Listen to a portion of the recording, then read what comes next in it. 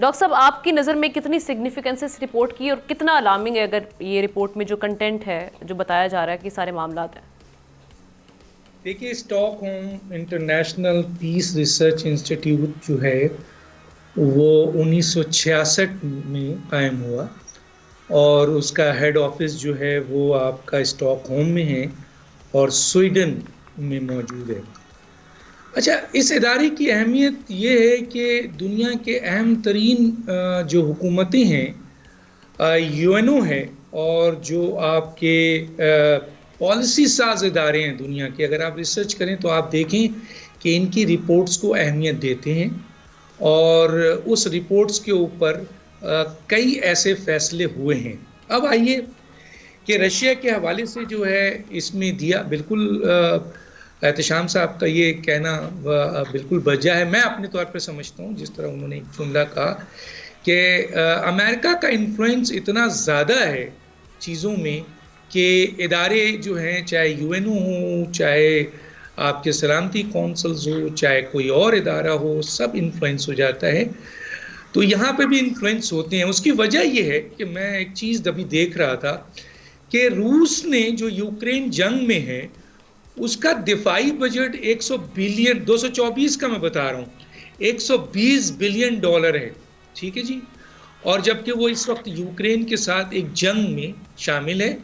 اچھا، تکلیف کیا ہے ان کو؟ تکلیف یہ ہے کیونکہ مغربی پابندیوں اور تجارتی رکاوٹوں کے باوجود روس جو ہے اپنے فوجی ساز و سامان میں جدید کاری لا رہا ہے، ہتھیاروں کی تیاری میں توسیع کر رہا ہے، ہتھیار کی پیداوار بڑھائی جا رہی ہے۔ اچھا ٹھیک ہے، دنیا میں اس وقت یوکرین اور اس کے روس کی جنگ کے ساتھ جو مختلف اسلحے کی ترسیل ہو رہی ہے اس میں تقریباً 2.4 ٹریلین ڈالر تک پہنچ چکی ہے۔ اب میں آپ کو ایک بات بتانا چاہتا ہوں جو بہت ہی امپورٹنٹ ہے، وہ یہ ہے کہ 120 ہے روس کا آپ کا 2024 کا دفاعی بجٹ، امریکہ کا $886 بلین ہے۔ آئیے اب چائنا کا $236 بلین ہے۔ اب روس کسی بھی لحاظ سے ان ملکوں سے کم نہیں ہے۔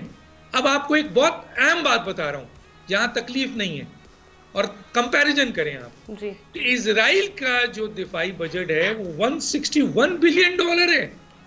$161 بلین، ایک چھوٹا سا ملک کونے میں پڑا ہے جس کی ویسے ہی دفاعی ضروریات امریکہ اور یورپی یونین کرتا ہے، وہ تو بنا رہا ہے $161 بلین، ٹھیک ہے جی، اس کا بجٹ ہے۔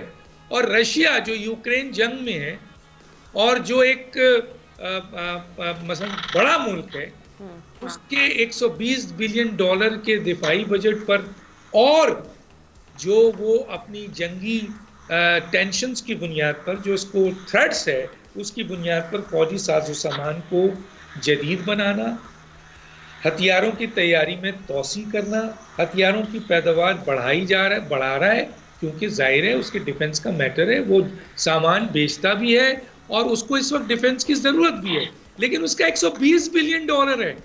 بھارت کا $76 بلین ہے جس کو ابھی کوئی تھریٹس نہیں ہے۔ میں اور بھی بہت کچھ بتا سکتا ہوں لیکن کیونکہ آپ کی ٹائم کی کمی ہے، لیکن تکلیف یہ ہے کیونکہ مغربی پابندیاں ہیں، صاحب ہمارا بھی بتا دیں جو میرا خیال ہے $5 بلین ہے۔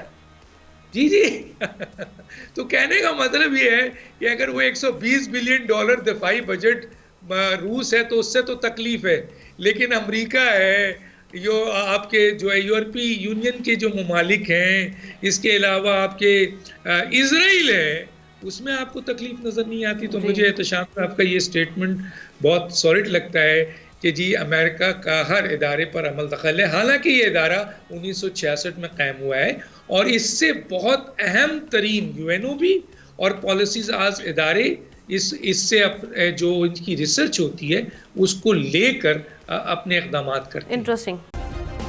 سبسکرائب کریں اور بیل دبائیں تاکہ کوئی خبر رہ نہ جائے۔